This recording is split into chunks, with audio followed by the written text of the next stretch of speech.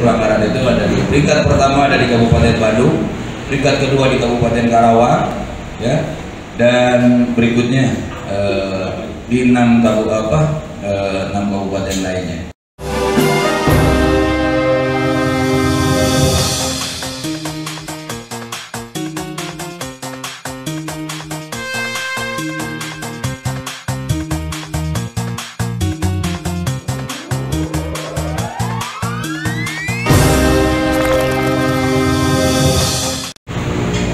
Bismillahirrahmanirrahim. Assalamualaikum warahmatullahi wabarakatuh. Terima kasih kepada MC yang telah memberikan kesempatan kepada saya. Sebelum masuk ke apa yang dipertanyakan tadi, perkenalkan saya Elang Jajang Lesmana. Asal saya dari Karawang. Saya di bagian riset dan litbang Mabeswari. Kebetulan kita pada pilkada serentak ini, khususnya di Jawa Barat, di 8 kabupaten kota sedang mengadakan riset dan penelitian tentang penyelenggaraan pilkada serentak ini, khususnya di Jawa Barat. Dari sejak mulai pembentukan penyelenggara ad hoc sampai dengan tahapan kampanye sekarang. Sebelum sedikit mengupas, sebelum masuk ke pokok bahasan tadi, jadi tadi ada keterangan dari beberapa narasumber bahwa memang Bawaslu harusnya mempublikasikan apa yang sudah mereka kerjakan, terutama penanganan terkait dugaan pelanggaran. Memang sedikit kami juga agak kecewa kepada Bawaslu. Kenapa Bawaslu tidak bisa meniru kinerja yang dicontohkan oleh salah satu penyelenggara pemilu, yaitu ada satu, jadi penyelenggara pemilu itu selain ada KPU, ada Bawaslu, ada satu lagi namanya Dewan Kehormatan Penyelenggara Pemilu. Di tahun-tahun ini, jadi Dewan Kehormatan Penyelenggara Pemilu banyak kemajuan, bahkan sidang pemeriksaan dugaan pelanggaran yang dilakukan oleh penyelenggara terkait kode etik itu di live atau dipublikasikan. Setiap minggunya itu dalam satu minggu itu, setiap hari Rabu itu pasti ada namanya sidang pembacaan putusan, dan itu sama dipublikasikan, baik itu melalui media sosial yang mereka miliki maupun melalui web mereka. Dari persentase putusannya itu ditampilkan, siapa saja yang melanggar ini, diputus ini, itu ditampilkan. Harusnya Bawaslu, mudah-mudahan nanti ke depan kalau ini didengar oleh Bawaslu bisa meniru apa yang sudah dikerjakan oleh Dewan Kehormatan Penyelenggara Pemilu. Kami telah melakukan riset di awal. Memang ada beberapa kabupaten kota di Jawa Barat ini, khususnya dalam penyelenggaraan pilkada ini, 3 besar titik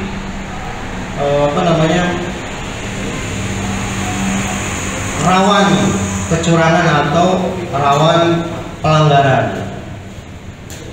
Yang pertama memang sudah bisa diprediksi, yaitu dari sejak awal kita fokus di 3 kabupaten itu, yaitu Bandung. Jadi kami dari awal sudah bisa menentukan mana wilayah atau kabupaten kota melalui riset kami, yaitu salah satunya Kabupaten Bandung. Itu di urutan pertama. Di urutan berikutnya diikuti oleh Kabupaten Karawang, dan yang ketiga Indramayu, dan seterusnya. Dan pada hari ini, berdasarkan dari sumber berita, sumber pengumuman yang acak di media, baik itu media online maupun media cetak, kami kumpulkan, kami himpun per 6 November. Dan Bawaslu juga sebenarnya sudah mengumumkan di salah satu media cetak, di beberapa media cetak maupun media online. Cuma memang kalau media online itu artinya kalau orang itu tidak ngeklik link itu kan dia tidak tahu informasi apa yang ada di dalam. Padahal kita lebih familiar dengan Facebook misalkan sosial medianya, atau dengan IG misalkan, atau dengan yang lainnya sosial media yang lainnya. Nah, kami telah menghimpun data. Jadi daftar pelanggaran penyelenggaraan pilkada ini, pilkada serentak di Jawa Barat ini per 9 November. Di Kabupaten Bandung itu dugaan awal pelanggaran itu ada 29 dugaan pelanggaran.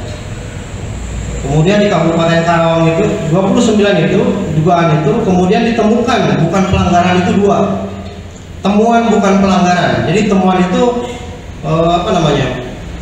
pelanggaran yang ditemukan oleh Bawaslu itu sendiri, baik itu oleh Bawaslu Kabupaten maupun di jajaran di bawahnya. Itu ada 2 temuan yang akhirnya diputuskan bukan pelanggaran. Kemudian ada pelaporan yang bukan pelanggaran sebanyak 5 pelaporan. Jadi pelaporan dari masyarakat. Kalau pelaporan berarti dari masyarakat. Dari masyarakat itu baik dari pasangan calon ataupun masyarakat biasa yang melaporkan dugaan pelanggaran calon lain ke Bawaslu. Itu ada 5 yang diputus bukan pelanggaran.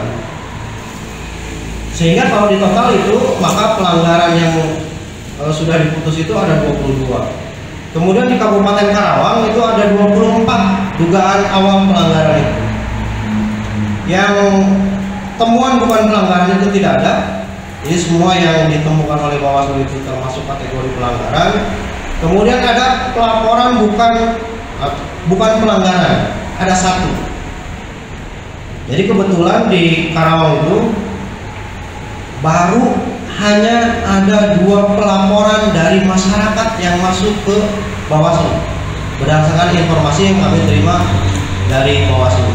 Kebetulan di Mabuswari juga pernah melaporkan salah satunya kasus penyelenggara, karena kita tetap fokus terhadap penyelenggara yang melakukan pelanggaran. Jadi ada 1 yang bukan dikategorikan pelanggaran. Kemudian di Kabupaten Indramayu itu ada 14 dugaan awal pelanggaran. Kemudian temuan bukan pelanggaran itu diputuskan ada 2. Kemudian ada 7 pelaporan bukan pelanggaran, berarti yang dari masyarakat itu diputus bukan pelanggaran. Kemudian disusul yang keempat itu Kabupaten Pangandaran. Ini dia berada di posisi keempat. Dugaan awal temuan pelanggarannya itu ada 14. Temuan bukan pelanggaran itu ada 2 yang sudah diputus, jadi bukan pelanggaran. Kemudian pelaporan yang oleh masyarakat dilaporkan yang diputus bukan pelanggaran itu ada 3. Kemudian Sukabumi di posisi kelima itu dugaan awalnya ada 12 pelanggaran. Kemudian temuan bukan pelanggaran itu ada 2. Kemudian disusul di posisi ke-6 itu Kabupaten Cianjur. Kabupaten Cianjur ini ada 7 dugaan awal pelanggaran. Yang diputus temuan bukan pelanggaran itu ada 1, dan bukan pelanggaran, pelaporan bukan pelanggaran itu ada 1. Kemudian di Depok itu ada 5 dugaan awalnya. Kemudian di Kabupaten Tasikmalaya yang paling bontot itu ada 3. Dan di 7 dan ke-8 itu mereka itu relatif pelanggarannya itu hanya terkait prokes, protokol kesehatan. Dan di kabupaten lainnya sisanya itu kebanyakan pelanggaran dari tadi salah satunya Kades, kepala desa, ASN, kemudian penyelenggara baik itu Bawaslu maupun dari KPU-nya. Nah, menanggapi tadi pertanyaan yang pertama apa? Pertanyaan adalah tanggapan tentang penyelenggara yang diduga banyak melanggar kode etik. Nah, jadi ada memang di beberapa kabupaten kota yang kita concern fokus, yaitu Kabupaten Bandung, Kabupaten Karawang dan Indramayu. Itu ada beberapa penyelenggara yang dilaporkan baik itu oleh masyarakat ataupun berdasarkan temuan Bawaslu bahwa penyelenggara tersebut diduga melanggar kode etik. Salah satunya yang kita laporkan di Kabupaten Karawang oleh Direktur Brawasta Komuswari. Jadi ada salah satu penyelenggara pemilu di salah satu kecamatan, yaitu di Panwaslu kecamatan, yang kami laporkan karena melanggar kode etik. Kami laporkan, kemudian memang hasilnya sesuai dengan yang kita harapkan. Jadi sudah dijatuhi putusan dan mudah-mudahan penyelenggara lain tidak ikut melanggar, takut melihatnya. Tapi tidak seperti itu rupanya. Jadi beberapa informasi yang lalu juga ada beberapa kepala sekretaris desa, sekdes. Sekdes itu biasanya dia di penyelenggara itu perlu bapak ibu tahu, itu adalah biasanya dia ditempatkan posisinya kepala sekretariat. Cuma memang masyarakat kadang-kadang suka tidak tahu. Jadi dia melanggar dua tuh kalau ikut kampanye. Kalau ikut kampanye biasanya ikut kampanye, pelanggarannya itu ikut kampanye. Jadi ikut kampanye salah satu pasangan calon yang sudah kami temukan di beberapa desa, itu rata-rata ikut kampanye pelanggarannya. Dia itu penyelenggara, walaupun dia sekretariat itu include. Jadi penyelenggara itu walaupun dia bukan PPS, ya, kalau di desa itu tingkat desa itu PPS, tapi dia include termasuk ke dalam struktural PPS. Jadi dua yang dilanggar selain undang-undang tentang desa nomor 6 tahun 2014, yang dilanggarnya juga adalah undang-undang 10 tahun 2016. Jadi dua tuh yang dilanggar. Cuma memang dari itu sudah diputuskan, ya, karena rata-rata sudah diputuskan. Jadi memang putusannya itu rata-rata administratif, dilimpahkan dari Bawaslu itu ke DPMD. Jadi mungkin nanti DPMD akan memberikan sanksi administratif peringatan atau seperti apa. Nah, kemudian di beberapa kabupaten kota juga saya yakin banyak hal seperti itu terjadi. Cuma memang terkadang para pasangan calon LO pasangan calon itu terkadang tidak tahu. Jadi ada penyelenggara selain kalau Bawaslu kan boleh ikut, Panwascam itu boleh ikut karena dia memantau, PKD itu boleh ikut, dia memantau kampanye. Tapi ketika PPS atau sekretariat PPS ikut nimbrung, terkadang LO-nya juga abai, dibiarkan. Harusnya LO paham, tahu, karena resikonya kalau dia mengikut sertakan penyelenggara, ASN, terus kepala desa, kalau sanksinya Bawaslu-nya tegas, berani, itu bisa dicopot, bisa digugurkan. Si pasangan calon itu bisa digugurkan dari calonnya itu menjadi calonnya itu. Cuma memang sampai saat ini di Jawa Barat belum ada yang seperti itu. Kemudian yang kedua, kami juga memang menyoroti beberapa putusan Bawaslu terkait penyelenggara yang diberikan sanksi oleh Bawaslu, baik itu sanksi pemberhentian ataupun sanksi peringatan ataupun sanksi peringatan keras dan rehabilitasi.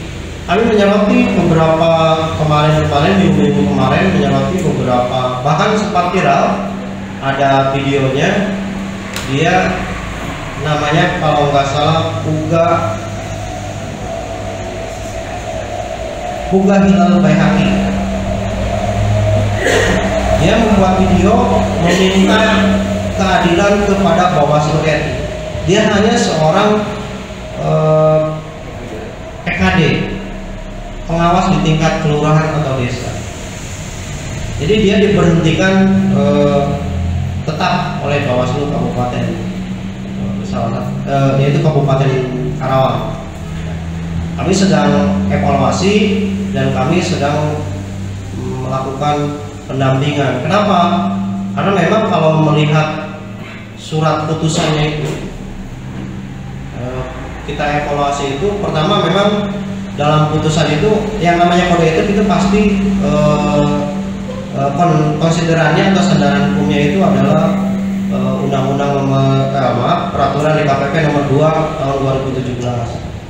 Di sana tidak disebutkan dia melanggar pasal berapa atau melanggar kode etik tentang apa, jadi tidak disebutkan. Dan namanya kalau dilihat dari perbuatan yang dilakukannya juga tidak sebanding dengan putusan apa yang diputuskan oleh Bawaslu Kabupaten Karawang. Jadi putusannya itu pemberhentian dia hanya di sana itu, dalam putusannya itu diberhentikan secara tetap karena merekam pemeriksaan yang dilakukan oleh Panwaslu Kecamatan terhadap seorang kepala desa di Kecamatan Teluk Jambe Timur. Jadi hanya tidak meminta izin rekaman. Kenapa kami bisa punya keyakinan sanksi itu terlalu berat? Karena ada satu pembanding Panwaslu Kecamatan yang diberi sanksi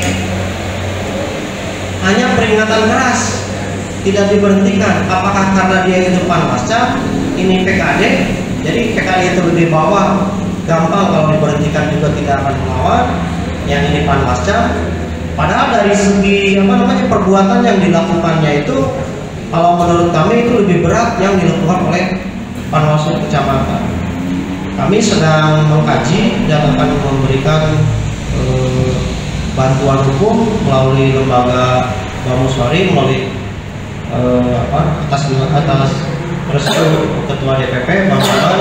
Kita akan melakukan advokasi, akan meminta peninjauan kembali terhadap putusan Bawaslu Karawang terhadap salah satu PKD di Kecamatan Teluk Jambe Timur. Itu mungkin yang bisa saya sampaikan. Assalamualaikum warahmatullahi wabarakatuh.